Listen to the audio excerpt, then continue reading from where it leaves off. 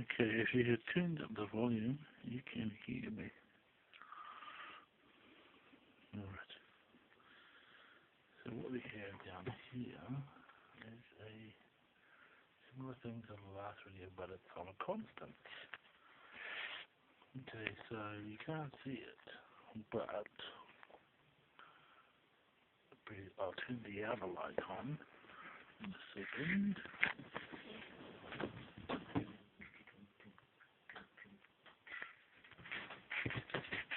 Still gonna press that red in it. Nope. That was better. Okay. So let's explain what are we looking at. Okay, so here's a neon bulb, and I have a container underneath it. And on top of it also you can see something on it. Alright? A long explanation, hopefully try to make it shorter. So I have this red, I bought it, this red device has a circuit board in it, and basically it's a Tesla coil which pushes into a plasma orb that has argon gas in it. Okay? But the orb broke, the gas escaped, rolled around on the floor somewhere, and thinned out and dispersed. Okay, so the thing is, even if it went up and it was light, I don't know. I'm not too sure of the density of it. However, suffice to say, the voltage that I found was an AC plug that goes into a Freeview box. So I thought, well, it's the AC and that's what I've been looking for. Because I cut off the other wire and then I fried it trying to use AC to do electrolysis in solution. So that didn't work. So if you turned up this loud enough, you will hear what I've got to say. If even anyone gives a shit, which no one does. Okay, so I've been doing Keshi. Keshi is this man doing Keshi's experiments, not doing him. He's doing his experiments, and there's these copper coils that you can wind according to the same directionality of the Milky Way. Now when we see the Milky Way, we just see a line of stars, but there have been some satellites that have gone out further than the Milky Way, and they have shown that it's a spiral. And the reason why all the wiring on Earth is done in this particular fashion that it is, it should be done the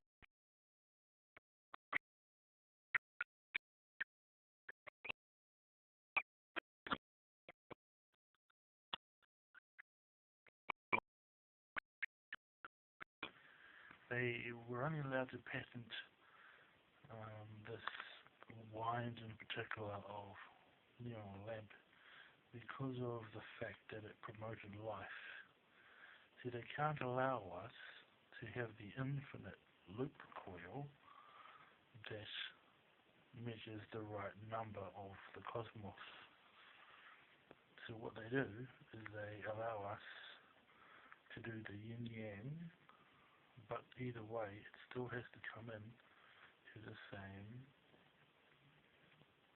galactic spin, because they can't allow mankind to truly know how to feed off of the galaxy. See, in the center of the galaxy is a sun. We just happen to see that sun. And the thing is, it's powered by the galaxy's crushing, and that's called friction. So you just learned something.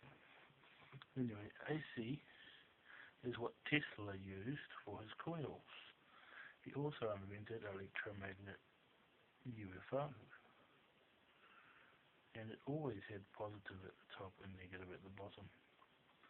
And it used counterclockwise descending a copper coil. And it always had an aerial on top, and I've always wondered why and how can I explain it? How can this be even proven by me? I'm just a dude, right? So I got all this copper, and I was winding it counterclockwise, and then I thought to myself, what's counterclockwise got to do with anything? But the ascending is clockwise, and the descending is counterclockwise. And that's why you wind it like that, right? So it's all to do with heaven and hell and good and bad. And if you have a clockwise coil, you're encouraging people from hell to go up to heaven. Now that's not something that the cosmos is designed for. All the galaxies are linked, and they all have the same spin. Well, that could be lying because there are twin pulsars. So how about we just stick with our galaxy for now, okay? The complication, I don't even know what the other galaxies are really. There are some counterclockwises and there are some clockwises. There are different results. Let's just put it that way. But as above and so below, that actually means well, the below is probably counterclockwise and above would be clockwise. Right, so my problem was that in order for the neon to amplify from the arc, it had to be earthed. So I wanted to find a wireless method of earth. Is this even possible? I thought about all the UFOs that we saw flying around, and they all had an aerial on the roof. And I thought, well, this is nuts. Why the heck would you need an aerial? And is it even possible to make the electromagnet or the plasmatic, whatever you want to call it, something that stores propulsion, has amplitude, so arc creates amplitude of power. The copper coils and GANs provides an ancient Egyptian battery storage with AC storage, which is very healthy. Mankind can endure AC at high voltages, up to 40 kilowatts is what they say, kilovolts, so that's a lot of volts, and it's 40 kilovolts. So that's over 15 kilovolts, which the Nazi UFO uses to levitate. So the problem that it had was that it was always grounded to the ground. So how did they overcome the levitation possibility if it stuck to a ground wire? Well, the concept is that they had an aerial. And I thought, well, this got to be bullshit because I can't make an aerial. How simple could that be? So looking at the kitschy invention of the mag-grav unit, I decided to just nanocoat a lot of copper, a bit of coils from the pulled apart TV. I stuck them in the caustic and amped up the power and allowed the nanoparticulate to grow to make more efficiency on the external of it. Did this with a brass thing to allow for greater density of storage like a battery. Also some aluminium for transference through induction. But suffice to say is that the amplitude of the external of the light source is exactly conducent, and transference is possible within proximity of plasmatic field. So I made a capacitor battery storage according to looped in within self on both ends, and used it as an aerial on top of the thing. On top of the lamp, or the light source, whatever you want to call it, the propulsion. Well, you can have a power storage, you can have a doubling power system, and you need to have an earth.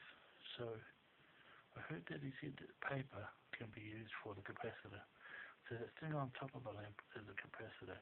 It is not in contact with the wall physically directly. It is using within the field inductance. So if you stay within a particular field of the Earth, or any planet, you will have natural earthing inductance. And the conduction will be amplitude, causing magnogravic connection, because all the planets, they are magnetic. They have magnetite in them, great amounts of magnetite.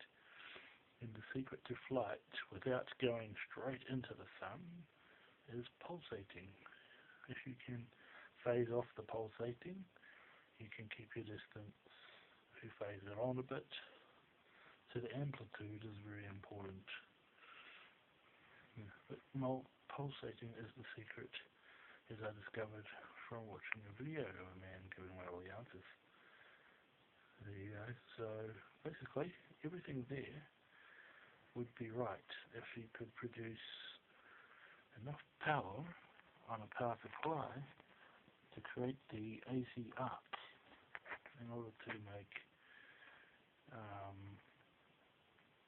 3 parts lift to 1 part weight and triple thrust, allowing magnetic field zones to have a proximity of the earthen Ariel system within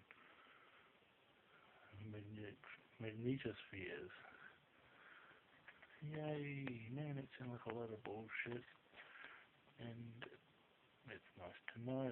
You need to gain lift with 20 copper coil winds, and when you go for a bigger weight, you need a bigger gauge with a lower number of bigger gauge. Copper coil, 20 winds. Now on YouTube said it will cause levitation, but the voltage going through, this is what you've got to figure out. The ratio of voltage going through the loop of copper coil with 20 winds as opposed to that of the weight. How much strength does the levitation push and lift? How much weight can you have, and how much voltage does it take? How much arc can give that half, that 3/4, or even the 3 parts of free energy, giving more lift, more strength, and more propulsion? The flash refresh rate is the secret to ultraviolet and invisibility. That's all I've got to say today.